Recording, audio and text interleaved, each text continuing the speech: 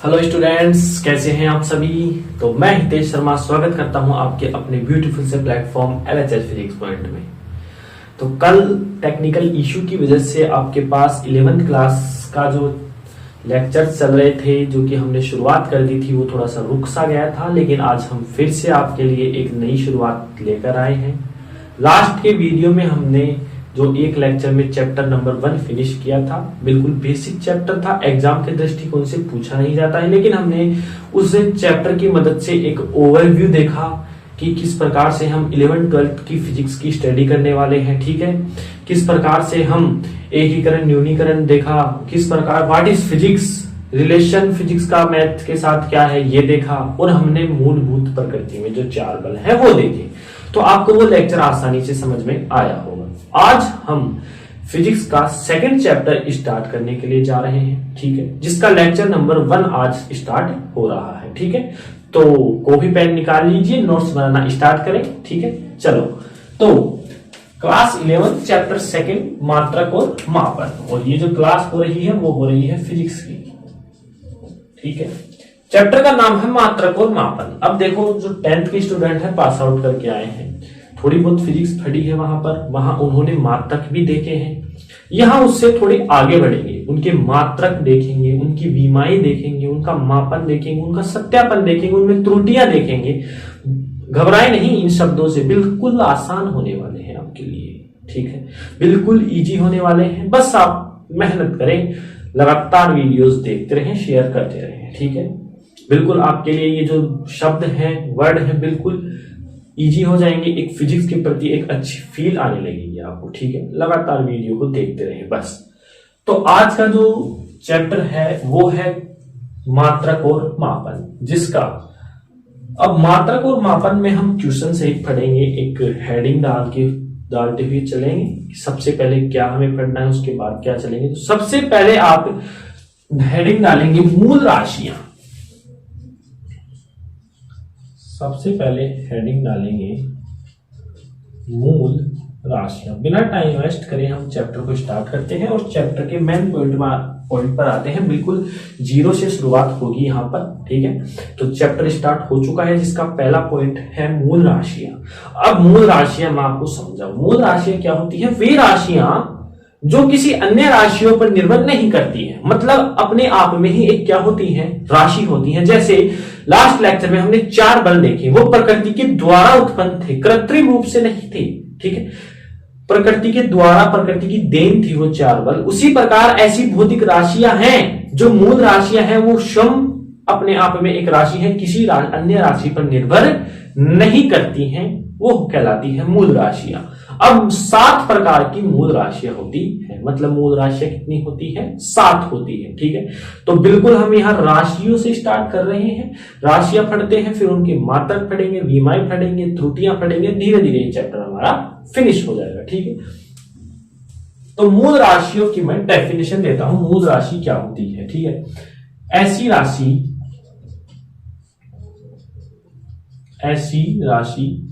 जो किसी अन्य राशि पर निर्भर नहीं होती है, जो किसी अन्य राशि पर निर्भर नहीं होती है, जो किसी अन्य राशि पर निर्भर नहीं होती है, अर्थात स्वयं में ही एक राशि होती है, अर्थात स्वयं में ही एक मूल राशि होती है, स्वयं में ही एक मूल राशि होती है, स्वयं में ही एक मूल राशि होती है। क्या कहलाती है? मूल राशियां कहलाती हैं। मूल राशियां कहलाती है। ठीक है, तो ये है मूल राशि की डेफिनेशन। ऐसी राशि जो अपने आप में ही एक राशि होती है, स्वयं में ही एक मूल राशि होती है, जिससे मैंने 4 बल तो बताए, उनसे आप आसानी से समझ सकते हैं। मतलब इन राशियों को किसी की जरूरत नहीं होती, किसी की सहायता से ये व्युत्पन्न नहीं होती है, अपने आप में ही एक राशि है जो अन्य राशियों को व्युत्पन्न करती है। ठीक है, एक तरह से हम बोला जाए तो ये एक पेरेंट्स हैं। ठीक है, इनको कोई उत्पन्न करने वाला नहीं है, ये स्वयं में ही एक राशि है। ठीक है, तो ये है मूल राशियों की डेफिनेशन। यहां एरो लगाते हुए हम लिखेंगे कि मूल राशियां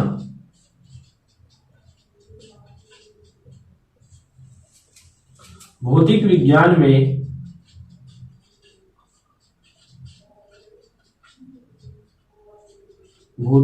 में सात होती हैं।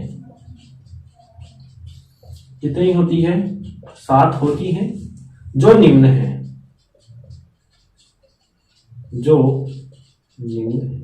मतलब हमारे पास मूल राशि कितनी होगी? सात होगी। अब इन मूल राशियों से जिन राशियों का निर्माण होगा उन्हें व्युत्पन्न राशि बोलेंगे, ठीक है। जबकि इन सात राशियों का निर्माण किसी अन्य राशि से नहीं होता है। मैं दोबारा बोल रहा हूं, ये अपने आप में ही एक राशि है, ठीक है। अब आपको समझ में आ गया होगा। तो मूल राशियां कितनी है भौतिक विज्ञान में? सात हैं। चलिए एक एक वाइज क्रम वाइज हम पढ़ते चलते हैं। मूल भौतिक राशि, मूल भौतिक राशि तथा उनके अपन SI मात्रक भी देखते हुए चलते हैं। अब मात्रक भी मैं बताऊंगा कि मात्रक की अंतरराष्ट्रीय पद्धतियां कितनी हैं, ठीक है। मात्रकों की अंतरराष्ट्रीय पद्धतियां कितनी हैं वो भी मैं आपको बताऊंगा। सबसे पहले हम मूल भौतिक राशि देखते हैं। तो पहली जो राशि है वो है द्रव्यमान। इसके बिना मतलब ये जो सात राशियां आएंगी उन्हीं से फिजिक्स मिलकर बनी है, ठीक है। तो द्रव्यमान। दूसरा है हमारे पास, द्रव्यमान के बाद आता है लंबाई। तीसरा है हमारे पास लंबाई के बाद समय। समय के बाद आता है विद्युत धारा। विद्युत धारा के बाद आता है ऊष्मागतिकीय ताप। ऊष्मागतिकीय ताप। उसके बाद आता है पदार्थ की मात्रा। पदार्थ की मात्रा।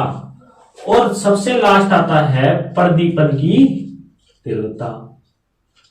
प्रदीपन की तीव्रता। ये है सात मूल राशियां जिनसे ही फिजिक्स मिलकर बनी है। ये सात राशियां अपने आप में एक राशि हैं। इन राशियों से अन्य राशियों का निर्माण होता है, ना कि किसी अन्य राशि से इन राशियों का निर्माण होता है। ये राशियां अन्य राशि का निर्माण करती हैं, इसलिए इन्हें मूल राशियां कहते हैं, ठीक है। अब इनके SI मात्रक की बात करता हूं। द्रव्यमान का SI मात्रक होता है किलोग्राम। क्या होता है? केजी। लंबाई का मात्रक होता है मीटर, ठीक है। मीटर पूरा लिख देता हूं, मीटर। समय का मात्रक होता है सेकंड, ठीक है। विद्युत धारा का मात्रक होता है एम्पियर, ठीक है। ऊष्मागतिकीय ताप, टेम्परेचर का मात्रक होता है केल्विन। पदार्थ की मात्रा को हम मोल में नापते हैं, ठीक है। और प्रदीपन की तीव्रता को हम कैडमियम में नापते हैं, ठीक है। तो ये है इनके SI मात्रक, आप नोट करें यहां तक।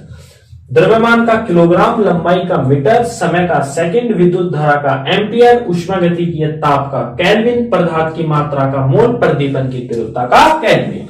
तो ये है हमारे पास सात मूल भौतिक राशि जो अपने आप में एक राशि है, किसी के द्वारा उत्पन्न नहीं की गई है, वो है मूल राशि। और ये सात होती हैं जिनके SI मात्रक आपके सामने है। तो यहां तक आप नोट करें। चलिए अब हम आगे चलते हैं। जस्ट इससे आगे आता है अगला जो टॉपिक है वो आता है मूल राशियों के बाद आता है व्युत्पन्न राशि किसे कहते हैं। सेकंड हेडिंग डालेंगे आप।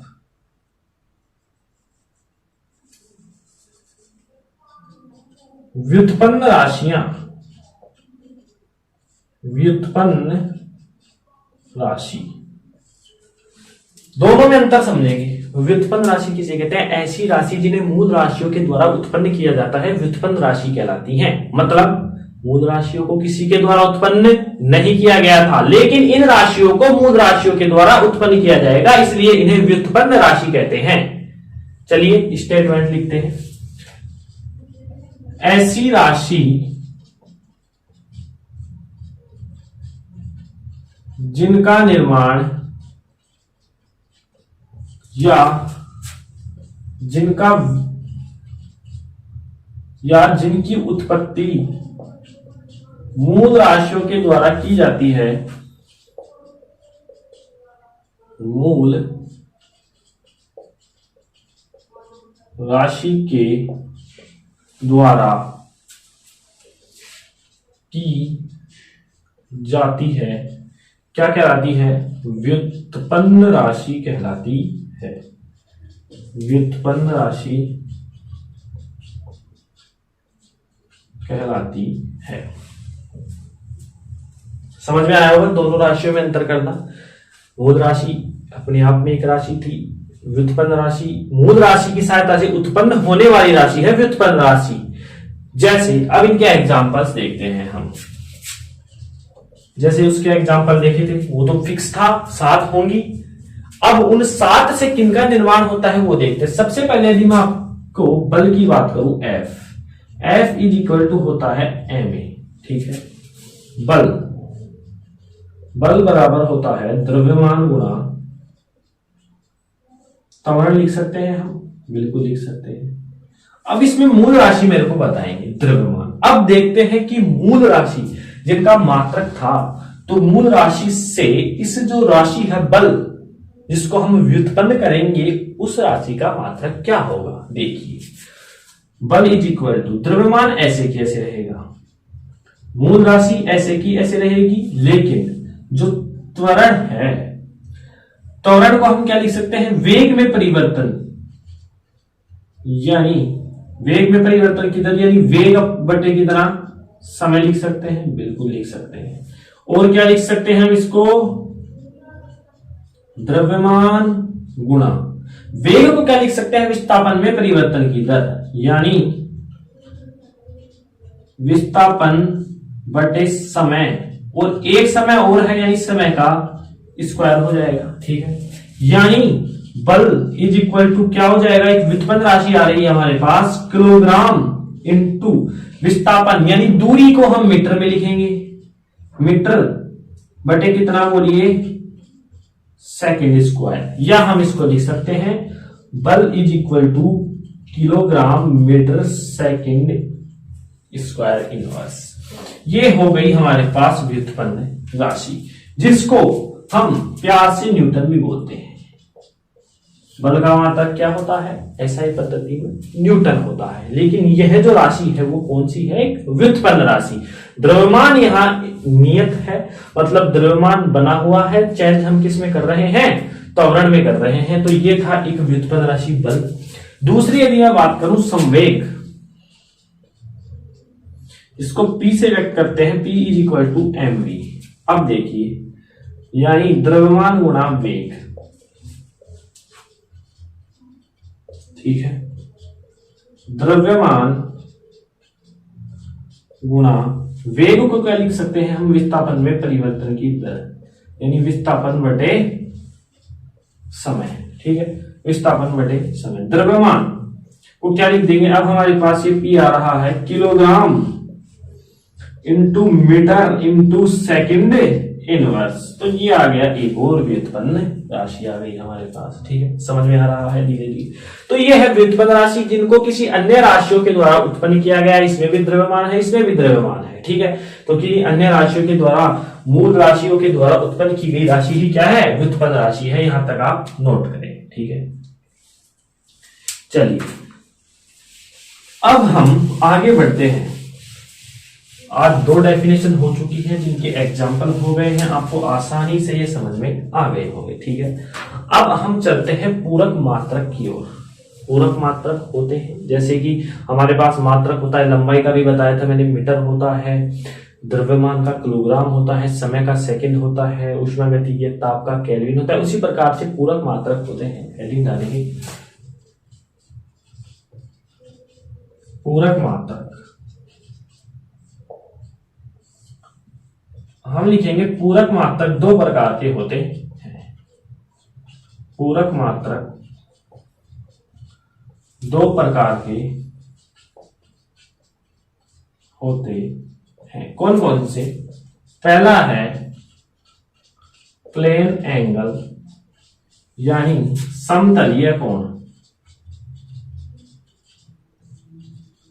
समतलीय कोण थीटा, और दूसरा है थीटा, या इसको हम बोल सकते हैं घन कोण, क्यूब कोण भी बोल सकते हैं इसको, क्यूब एंगल भी बोल सकते हैं, घन कोण भी बोल सकते हैं, ठोस कोण भी बोल सकते हैं। क्या बोल सकते हैं? ठोस कोण भी बोल सकते हैं इसको। तो दो प्रकार के होते हैं। सबसे पहला हम समझेंगे समतलीय कोण।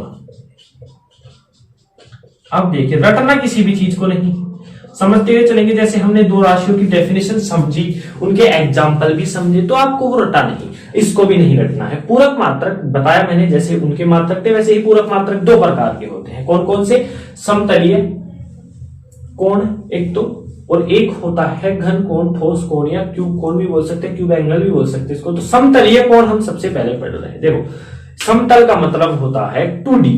कितना होता है? 2D, यानी जिसमें x अक्ष और y अक्ष हो। समतल का मतलब होता है कि ऐसा कोण जिसमें जगह घिरती है। जैसे आपके पास प्लेट है, यदि आप प्लेट को जमीन में रखेंगे तो वह जगह घेरेगी, तो वो है समतल। जिसमें कितनी एक्सिस आती हैं? दो एक्सिस। 3D में आती हैं 3 एक्सिस, x अक्ष, y अक्ष और z अक्ष। ठीक है, तो समतल कोण का मैं आपको बेसिक सा कुछ सबसे पहले बताता हूं, पॉइंटों में समझाता हूं। ए, समतल कोण क्या होता है? यह है आपका समतल कोण। देखो, इंग्लिश नेम है इसका प्लेन एंगल, मतलब यह है प्लेन के मध्य बनता है, एक्स अक्ष वाई अक्ष के मध्य बनता है। ठीक है, दो लाइनों के मध्य बनता है। प्लेन मतलब क्या होगा? समतल में बनेगा यह कोण, 2D में बनेगा। किसमें बनेगा? 2D में, जिसमें एक्स अक्ष और वाई अक्ष हो उसमें यह कोण बनता है।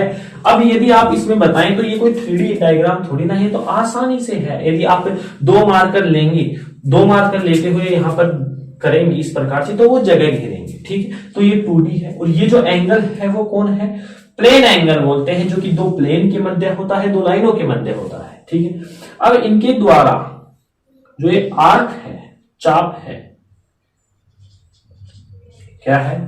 ये चाप है। तो इस थीटा का यदि मैं मान निकालूं, और ये क्या है? इसकी रेडियस है, जो कि क्या रहेगी? इक्वल रहेगी। अब ये चाप है, यदि एक ये चाप पूरा एक इस प्रकार से होगा, तो एक किसका निर्माण होगा? हमारे पास परिधि का निर्माण होगा।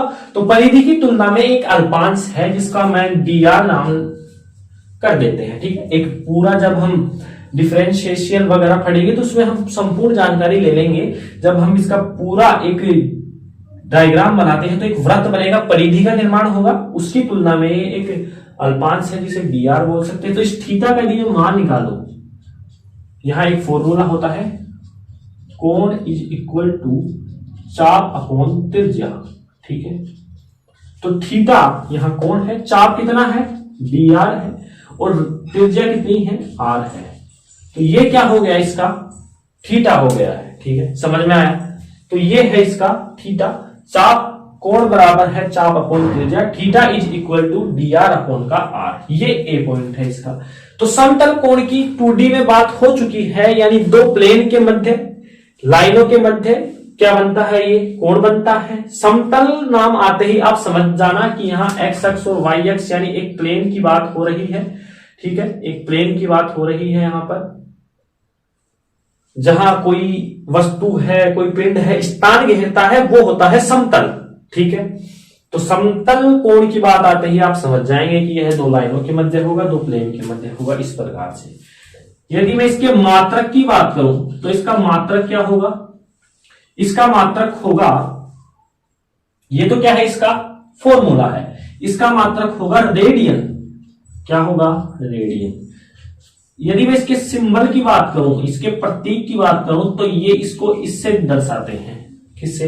इससे दर्शाते हैं, रेडियन से दर्शाते हैं। ठीक, तो ये है समतलीय कोण की बेसिक सी चीजें हैं, किस प्रकार से एंगल का निर्माण होता है, दो लाइनों के मध्य, दो प्लेन के मध्य इसका निर्माण होता है। इसका जो मान होता है वो ये होता है, इसका मात्रक रेडियन होता है, जिसका सिंबल क्या होता है? RAD होता है। समझ में आता है? यहां तक आप इसको नोट करें। चलिए, अब हम इसके बाद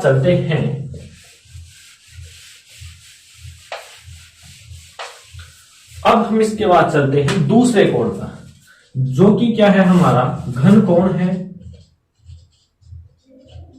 या ठोस कोण है, इसको हम कुछ भी बोल सकते हैं।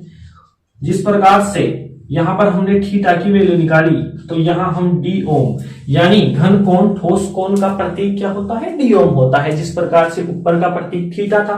देखिए अब यहां पर बात होगी आपकी, पहला पॉइंट लगा देता हूं मैं 3D, वो किस में था, समतल में। समतल में ये कोण था, तो डी ओम किस में होता है, 3D में होता है। मतलब कुछ इस प्रकार की इसकी शेप होती है। मान लीजिए कोई शंकु है इस प्रकार से, ठीक है, तो ये जो एंगल है ना आपके पास, ये क्या है, बोलिए, डी ओम है।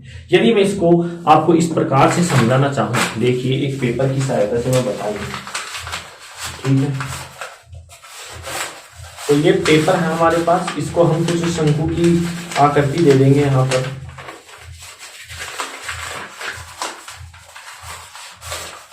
ये देखिए इस प्रकार से थोड़ा बहुत शंकु हमारे पास हो रहा है। तो इस शंकु के अंदर जो ये जो कोण है, ये वाला, ये देखिए जो मेरा ये हाथ है, ये एक 3D है, इसको हम बता नहीं सकते, ठीक है। तो ये आपको समझ में आएगा, ये जो कोण है मेरे हाथ वाला जो ये कोण है, वो कौन सा कोण है, बोलिए, डी ओम कोण है, जिसकी हमें वैल्यू याद करनी है, ठीक है। तो ये इस प्रकार से हमें इसकी वैल्यू याद करनी है। ये जो मान है ये आर है यहां पर, ठीक है। अब देखेंगे जिस प्रकार से इसमें मैं आपको अंतर बताऊं, प्लेन एंगल में इस प्रकार से आर्क था ये, ठीक है। अब ये जो आर्क था, ये जब पूरा होता है तो एक रेडियस का परिधि का निर्माण होता है 2πr, तो उसकी अपेक्षा में एक अल्पांश था, ठीक है। यहां पर इसका मैं मान ज्ञात करता हूं, तो ये इस प्रकार से बनता हुआ एक एरिया का निर्माण करता है। मतलब एक ये इसका यदि मैं मान देखूं तो ये डीए है, बहुत अल्पांश क्षेत्रफल है इसकी तुलना में, ये एक दूरी है। जब ये पूरी बनेगी तो परिधि आएगी, और ये एक घन कोण, जैसा कि मैंने अभी अभी बताया, ये वाला 3D में है, तो ये एक एरिया कवर कर रहा है। देखिए ये एक एरिया कवर कर रहा है, अभी जस्ट मैंने बताया पेपर की सहायता से, ये एक एरिया कवर कर रहा है। ये एरिया कवर नहीं कर रहा है, डिस्टेंस कवर कर रहा है। जब ये डिस्टेंस पूरी होगी तो 2πr होगा, और जब ये पूरा होगा तो एक बड़ा एरिया बनेगा, उसकी सापेक्ष ये क्या है, एक अल्पांश है, डी। तो इसका फॉर्मूला क्या हो जाएगा, इसका फॉर्मूला हो जाएगा डी ओम, ठीक है। यहां एक अल्पांश ले लेंगे, यहां पर यह अल्पांश है, तो D ohm is equal to D A upon का आर स्क्वायर। ये इसका क्या हो गया है, बोलिए, फॉर्मूला हो गया है, ठीक है, समझ में आता है। तो ये हम एक अल्पांश ले लेंगे, डी ए अपॉन का आर स्क्वायर, डी ओम, जिसकी क्या है, बोलिए, वैल्यू है, एक पेपर की सहायता से मैंने अभी आपको बताया था, ठीक है। तो यहां तक आप नोट करें, ये जो एंगल है वो कौन सा है, बोलिए, डी ओम है, इसकी वैल्यू हमें याद करनी है। तो ये है घन कोण 3D। अब इसका यदि मैं बात करूं मात्रक की, तो इसका मात्रक होता है स्टेरेडियन। क्या होता है, स्टेरेडियन। और इसका जो सिंबल है वो कुछ किताबों में SR भी दे रखा है, तो कुछ किताबों में SD भी दे रखा है, ठीक है, दोनों सही है। तो इस प्रकार से आपका ये जो एंगल था, आप इसको यहां भी लिख सकते हैं, डी ओम। ये एंगल कौन सा, ये वाला एंगल डी ओम, जो कि एक एरिया कवर कर रहा है, ठीक है, डी ओम, इसका मान ये है हमारे पास। और ये पूरा क्या है, एक अल्पांश, एक बड़े रूप में विस्तार हो जाएगा, उसकी अपेक्षा क्या है, एक अल्पांश, इसलिए अल्पांश ले लिया और इसका वर्ग कर दिया है, ठीक है। तो ये है हमारे पास पूरक मात्रक। दो प्रकार के होते हैं, प्लेन एंगल यानी समतलीय कोण, और दूसरा होता है घन कोण। समतल 2D में बनता है, जब ये डिस्टेंस को कवर करता है, ये किसको कवर करता है, एरिया को कवर करता है, ठीक है। दोनों इस प्रकार से आपको समझा दिए गए हैं, तो नोट करें। चलिए अब हम इसको मिटा देते हैं। अब अभी हमने जस्ट जो पहला क्वेश्चन था जिसके अंदर मूल राशियां देखी, उसमें हमने मात्रक देखी। तो मात्रक की जो अंतरराष्ट्रीय पद्धतियां होती हैं वो 3 प्रकार की होती है। अगला हेडिंग डालेंगे, हम लिखेंगे मात्रकों की अंतरराष्ट्रीय पद्धतियां। मात्रकों की अंतरराष्ट्रीय पद्धतियां। सही नहीं है तो आप सही कर लेंगे, यहां पर मेरे को लगता है शायद सही नहीं है, पद्धतियां ऐसे नहीं आएगा, पद्धतियां ठीक है। मात्रकों की अंतरराष्ट्रीय पद्धतियां कितने प्रकार की होती है? 3 प्रकार की होती है।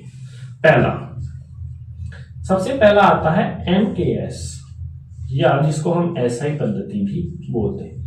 यानी MKS में क्या आता है? M का मतलब है मीटर, ठीक है, K का मतलब है किलोग्राम, ठीक है, और S का मतलब है सेकेंड, पहली पद्धति, ठीक है। दूसरी आती है CGS। CGS में क्या है? C का मतलब क्या है? यहां पर देखिए, MKS का आपको समझ में आता है, ठीक है। M का मतलब मीटर, K का मतलब किलोग्राम और S का मतलब सेकेंड। C का मतलब यहां है सेंटीमीटर, क्या है बोलिए? सेंटीमीटर। G का मतलब है ग्राम और S का मतलब है सेकेंड। तीसरा, CGS के बाद आता है FPS, जो कि कम यूज होता है। F का मतलब है फुट, P का मतलब है पाउंड और S का मतलब है सेकेंड। तो ये आपको याद रखने पड़ेंगे, इसमें समझाने का कुछ भी नहीं है। ज्यादातर हमारे लिए ये इंपॉर्टेंट है। MKS जिनको SI बोलते हैं, MKS का मतलब मीटर, किलोग्राम और सेकेंड। तो इसको यहां तक आप नोट करें। मिटा दें, चलिए।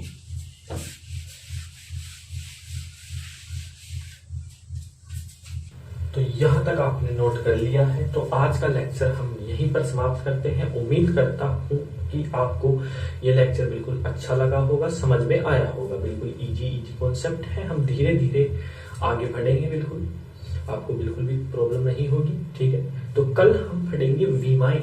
आज थोड़ी नई चीजें थी जो आपको समझ में आई हैं, इनको थोड़ा सा याद करेंगे, रिवाइज करेंगे तो आसानी से समझ में आ जाएंगे। कल हम एक और नई चीज पढ़ने के लिए जाएंगे, वो है वीमा तथा उनके वीमीय सूत्र, विभिन्न मात्रकों के वीमीय सूत्र, ठीक है, विभिन्न राशियों के वीमीय सूत्र, ठीक है, और हम वीमाओं के अनुप्रयोग भी पढ़ेंगे, ठीक है। तो जितना हो सके उतना जो 11th के स्टूडेंट्स हैं उन तक ये वीडियो पहुंचाएं। बिल्कुल हिंदी माध्यम में आपको वीडियो प्रोवाइड करवाई जा रही है, ठीक है, और लगातार पढ़ाई करते रहें। अभी से आप अपने सफर के लिए स्टार्ट हो जाएं। 11th को बिल्कुल भी हल्के में नहीं लें कि हाँ 11th है तो अपन मजे करेंगे 11th तो 12th में पढ़ लेंगे, ऐसा बिल्कुल ना करें। क्योंकि 11th ही, यदि आप आगे जाकर नीट या IIT की एग्जाम देंगे तो उसमें 11th ही 70% 11th ही आती है। तो आपकी NCERT तो मजबूत होनी ही चाहिए, ठीक है। तो आप लगातार पढ़ाई करते रहें। मिलते हैं कल एक नए लेक्चर के साथ, तब तक के लिए ऑल द वेरी बेस्ट।